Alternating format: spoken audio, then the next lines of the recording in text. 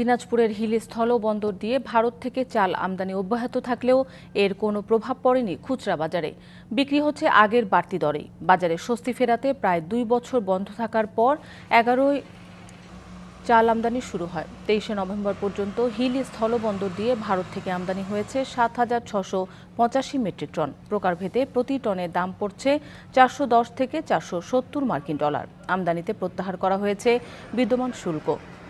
এরপরও দাম কমছে না। আমদানিকারকরা বলছেন বেশি দামে চাল কিনতে হচ্ছে বলে দাম কমানো সম্ভব হচ্ছে না। তবে আমদানি পরিমাণ বাড়লে দাম কমে আসবে।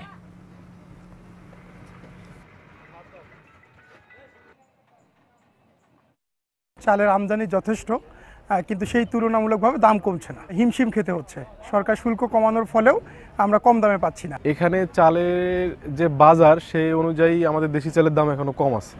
তো চালের দাম এখানে ইম্পোর্ট করার পরে আমরা ভাবছি যে দাম হয়তো কমবে, এখনো আশানুরূপ দাম কমে নেই। গত 3 দিন আগে যেখানে 5-10 গাড়ি ঢুকতো সেখানে গতকালকে ঢুকছে আপনার 27 গাড়ি, এবং মোটামুটি হেলিপোর্টের চাল ভালো বেচা কিনা হচ্ছে। আপনার স্বর্ণা 5 চলছে 52 টাকা, আর আপনার সম্পা কাটারি চলছে 57-58 টাকা, এবং চালটা আরও যদি পর্যাপ্ত পরিমাণ ঢোকে তাহলে চালের দামটা আরও কমে আসবে। নগদের সর্বোচ্চ বার 167 টাকা রিচার্জে পাবেন 1 লাখ টাকা পুরস্কার। আরও আছে প্রতি সপ্তাহে পুরস্কার ও ক্যাশব্যাক।